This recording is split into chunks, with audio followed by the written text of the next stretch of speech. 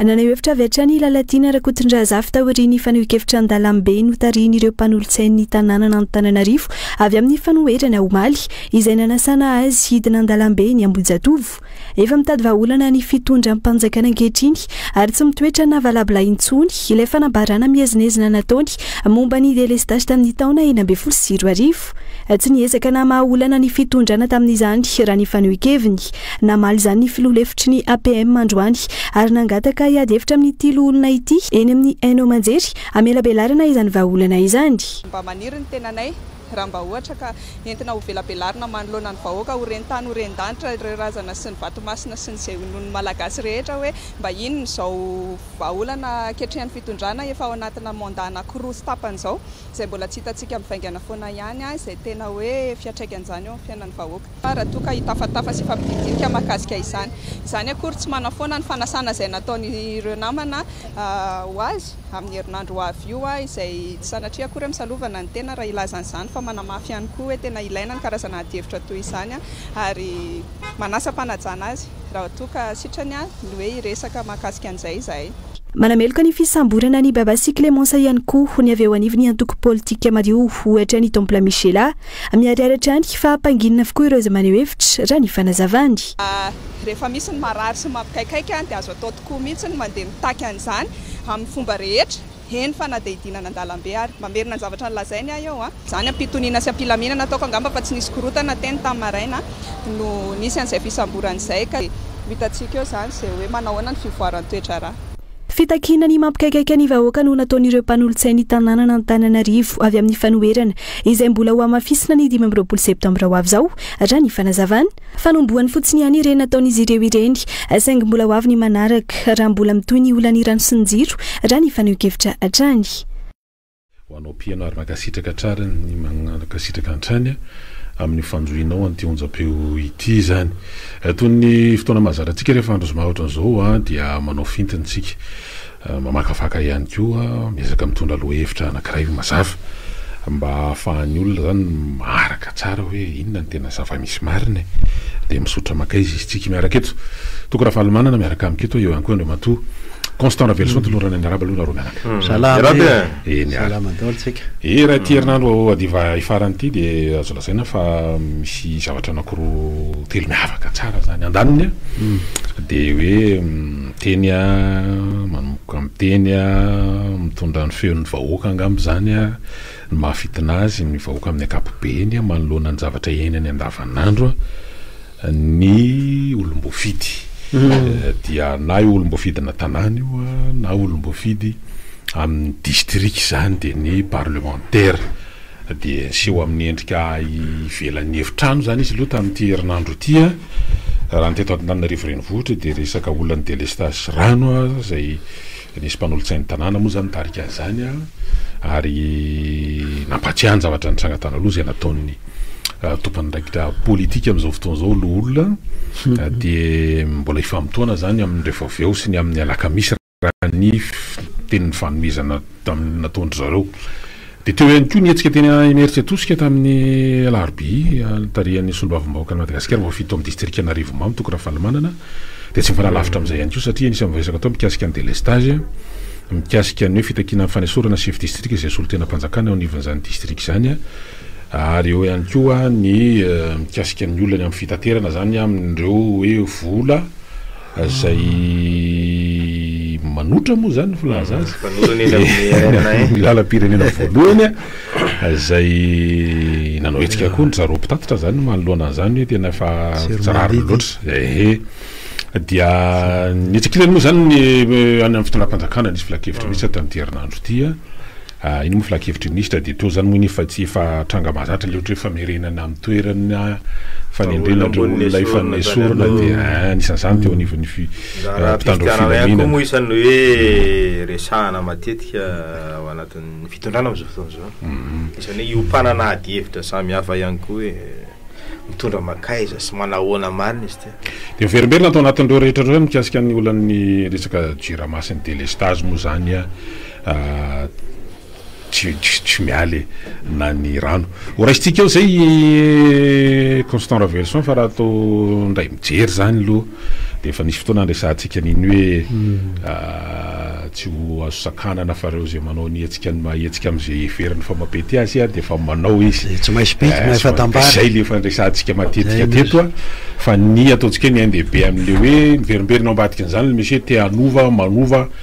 zao de zao miandry eo zany ny am'le ataontsika hoe amin'ny fotoana mapety sy tsy mbola mapety an'le izy eo indrindritsika zao ny de tena andavanandro moa zao de ohatran'le hoe jiro sy rano le jirama iny efa nelo lalana be ny vahoaka eraky ny faritra teto ary tsy teto Antananarivo ihany nalaza amin'izy moa de hoe nandoro pneu ka hatreo ny azo ny vahoaka natao fa mazava tsara ny afatra am'ireny ka ity zany moa nisy an'le tonga indray nitondra fanamafisam-peo naketsy amin'ny sénateur de ny Antoine Ramatoa le tena nasika tamin'ny délestage tamin'ny fotoanan'iny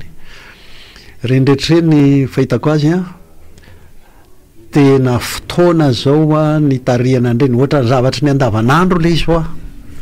fa tena any amin'ny tena votoaty sy fototry le fomba fitondrana ny tany sy ny firenena mihitsy tsy misy fahefana amin'ny zareo ao am'jirama ao ny république any Madagasikara président de république zao ve nefa impiry efa tany aminareo ary manala baratena mihitsy miteny ataoko hoe manala baratena satria nareo manala baraka azy avelanareo miteny izy avelanareo manome toky izy hoe am'izao ny délestage afaka sy ny sisa de ao anatin'ny jirama ao mihitsy zany misy tambazotra tena mahavita mifanatrika sy mifanandrina amin'ny fahefany atao amin'ny république izay mifahitako azy zavatra lehibe ka raha fa ohatra ny président de république tsy hanao ny asa président de république azy momba ny jirama de azo azy ny azy fa io zany de misy ny fahefam-panjakana ny institution président de république azy olo tena satria izy mihitsy ny tany fa misy mihitsy ao anatin'ny jirama ao tena izao délestage zao no ivelomany ary zao no tena mampanakery azy zao nasainy andady aminy mihitsy ntsika menakafy zany no tena dikan'izao ny setry teny tao reny karazana fanasana sy fiatsonan'ilay loolona moa zany tompona ndraiky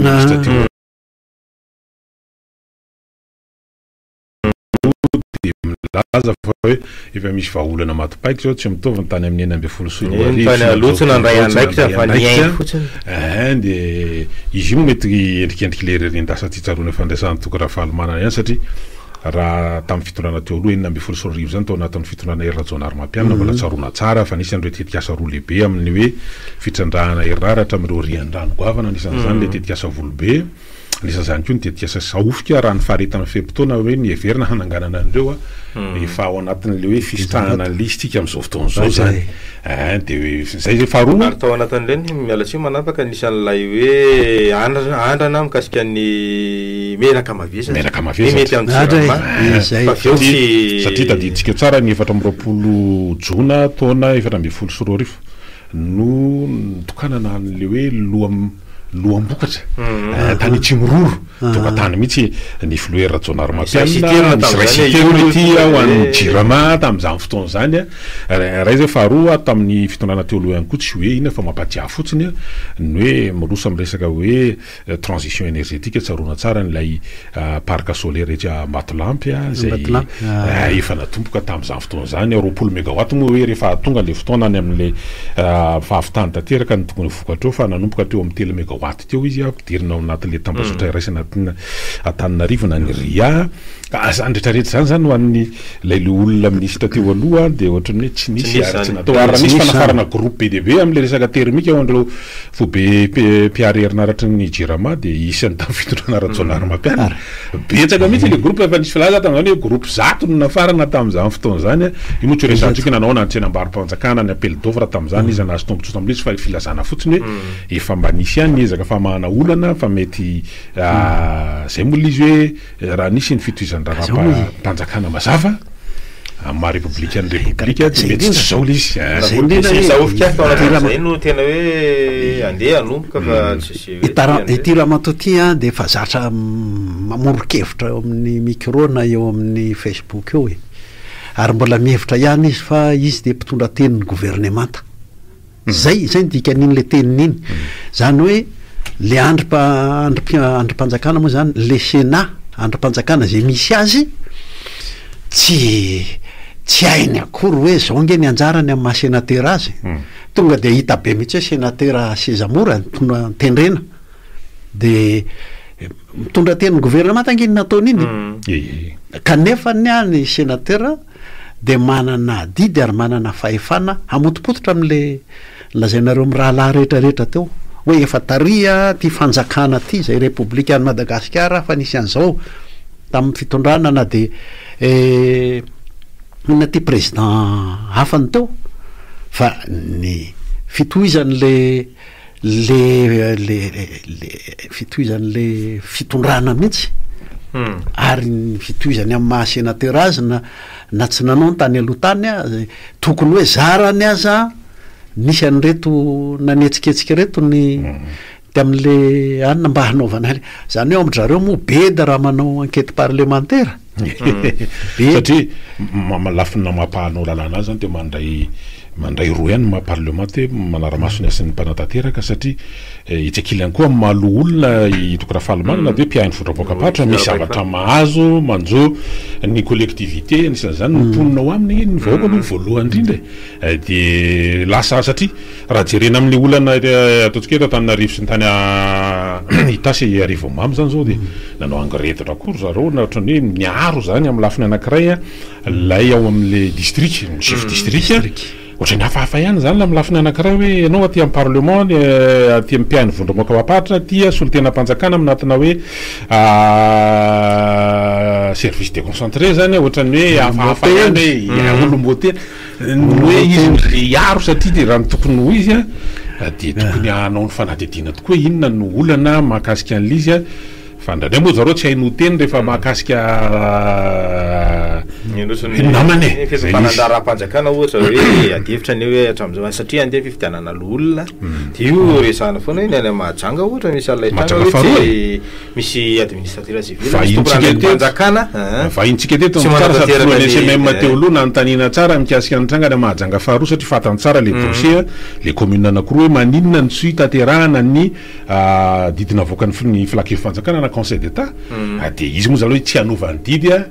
ny zavatra ataon'le chef district any fa lasa tafiditra politika ampitarazoana le mampitarazoka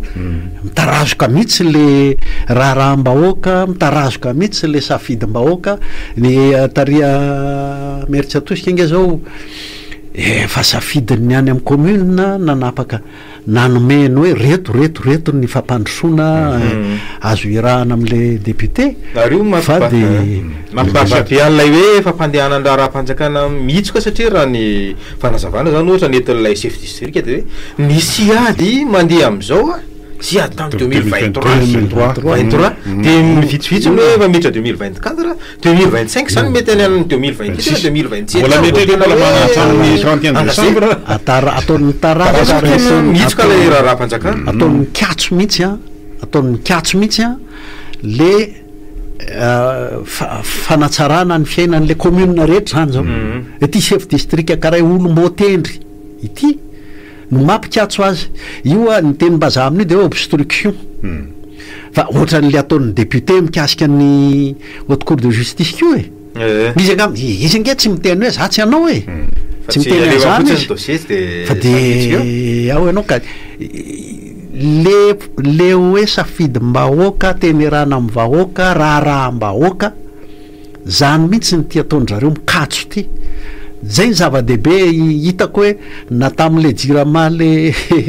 nisy an'le fihetsiketsehana ny atsonany raha matao sénateur iny tsy mifihetsiky le sénateur le fihetsiky le raha matao sénateur nge de fa hoe matoritori eo fanaterako eny de mikatso eo zany iny katso hoe nisy tsy miteny hoe za tsy andrarahany zany le tany ny Arivomamo de ohatry zay kio ny ary amin'ny haute cour de justice de zay kio ohatrany tena fa olona mioko ampikatso an'le safidim-bahoaka mihitsy sy le fitondram-bahoaka de raisika ohatrazay koa ty le vola am'le anao candidat sénateur iny enimpolo tapitrisa moa izy tao re olole zany ve no entohana ny hoe fanotana prity an'le bulletin satria zay no izy manko le raha matoa le ministry ny inona teny serasera sy ny anina de miditra aminy hoe antoka inona tsy antoka zany madama tsy antoka ninino io fa fandraisana anjara amin'ny fanotana prity an'le bulletin de mba misy koty mazava ve zany fa io zany a mikamenimena amin'io le olona le mangididy te hanao candidat za kosa de zany ve no izy eo koa de mbola idirako any hoe tena zava-dehibe ny mamotsipotsitra an'io fa mamorona eto Madagasikara le tena manafona zany ny 14 octobre ny république teto amitsika satria ivoka atrio zany a de démocratie safidina fotsiny zao hoe ze manankarembe no mahazo miditra amin'ny raharaha-mpanjakana eto ka zany tsy république atsony zany tsy raharaha-mbahoaka zany mamorona sokajin'olona vaovao ohatra n'le fanjakana andrina taloha ihany zany io mampatsiary zavatra anankiroa tamin'ny fifidianana filohan'ny république telo amby 24 de moa zany le nalaza be le hoe candidat farfelu nanaovana le antobola le hoe 200 ariary no an'ny porotsaka fidiny de nisy mpanao politika ataontsika hoe mpanao politika tranainy satria efa nanana toerana izy atao ny fitsaravom-balalampanorenana sy ny tamin'ny hoe fitantanana raha-mpanjakana tamin'ny vonjomaika tamin'ny fotoanandro ya Norbert Lala Ratsiraona tsarotsika tsara ka mba falomalana hoe aza mitetadeta milatsaka ratsomanateratsomanaty fahita lavitra ino manjery efa hafa mihitsy de efa atao fanjakanareo rehetra fampisafidiana fotsiny nareo de manao seza mora hoe zay le sady tsy atao fifidianana tsy mahatonga an'izika tiarina hoe aza miresaka demokrasia aza miresaka ninona fa de fa atoa de teleo le izy de vita de anareo reo de lasa zao moa lasa vadika fandrabarabina satria raha meno an'le filoalevitry ny anteny miara-pirenena amin'ny faritanina Antananarivo zao ngia Augustin Andriamananoro satria moa zany efa afaka teneniny zany hoe maninona raha mivadika orinasa-mpanao asa soa le antoko rehefa tsy andray anjara amin'ny fifidianana efa zany ny antoko satria ny asovema zany efa niteny tamin'ny alalan'ny hoe tsy andray anjara amin'ny fifidianana no ny antony hoe satria reto zavatra reto nanakiananay tamin'ny teo aloha ka raha tokony fotoana zany hoe anarenana zany zavatra zany raha ohatra ka lesiko teo amin'ny fifidianana de andolo irosony zany fa raha tsy mbola miroso zao de tsy feno ny fepetra andraisanay anjara amin'ny fifidianana zay zany ny asovema fa hoan'ty ambadika iny keo izy miteny hoan'ny atokony fotsiny hoe zay asovema nisy lehibe natoko anakaraikeo raha tatak'izay ihany ny ataony hoe ahoany ty resaka fa le fifampitondrana eto amin'ny tany sy ny firenetsika zao mitsara resahana hoe sivanina rabola de na zay entohandry zareo efa mpitondra am'izao fotoana zao na zay metsapy any amin'asa ivarotra tanyrazana amin'iza zany rehefa momba ny volo io zay zany no afaka anao candidat zao io tsy vitana kotikota io tsy vitana kotikota io ianao vao mieritreritra hoe anao kotikota de fozy izy hoe pakarinay aty ambony be aty de zao zany ny zay foana nge zany safidy eto amitsika zava-dehibe tsy hoe anao fifidianana ve sa tsy anao fifidianana fa ahoana le 14 octobre le république efa kaikaiky manko za de tsara mpisaintsainina momba an'le 14 octobre mihitsy ny olona fa tsika zao miverina amin'ny adihevitra faizay mijerina ny adihevitra tany amin'ny 1945-47 tany tsika tam'izany misy antoko tsy ny salasala nametraka hoe ny andevo taloha sy ny olona noverezina teto Madagasikara no tarianay anciens esclaves des héritiers de Madagascar zany hoe tsy raha zan'olona na fokon'olona no ifampitondrana eto fa république ny fampitondrana eto de mitovytsika menakavy am'ty anefa n'izao mamorona ohatrany hoe mamorona raha zan'olona hafa mihitsy zay iaraka aminy le mpitondra hoe reto ihany ny mahazo manao raha raha-pirenena eto raha-mbahoaka safidy-mbahoaka am'reto ihany nareo vahoaka no mikifidifidy eo iny arisitsika faigny kely a de toy izy atsika nitafa sady hiaraka amin'ny mpiainy koa tsika orin'izay